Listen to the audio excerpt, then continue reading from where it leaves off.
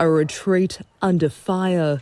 Russian soldiers killed, their armour destroyed. Ukraine says forces have now recaptured all areas around the capital for the first time since Russia launched the invasion. Locals say Russian conscripts ran begging not to be turned over to Ukrainian forces. I felt sorry for them. They were so young, 18 to 20 years old, with their whole lives ahead of them.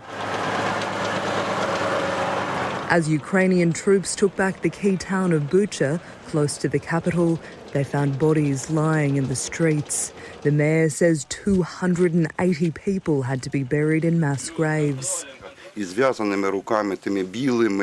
Their hands were tied behind their backs with white rags. They were shot in the back of their heads.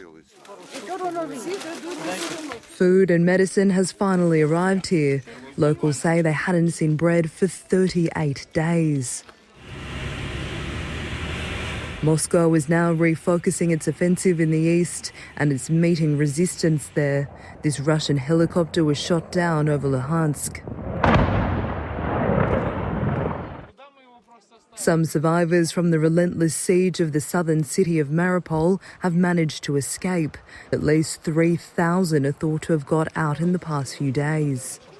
But yet another rescue attempt by the International Red Cross to evacuate people has failed. They've killed everyone and destroyed everything. They're animals. There is nothing left there anymore. The fighting is destroying entire industries. Our driver was working in Donetsk and came under fire. I think he will repair his truck and when the war is over go back to rebuild his territory, his own land.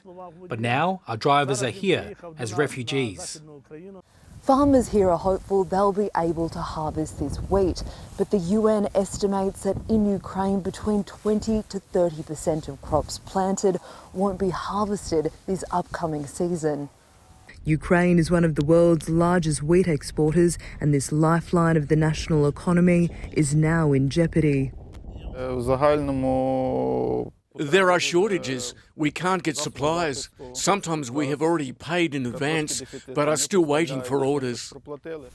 The crisis here could lead to higher food prices in many parts of the world, another devastating consequence of this war. Isabella Higgins, ABC News, Lviv.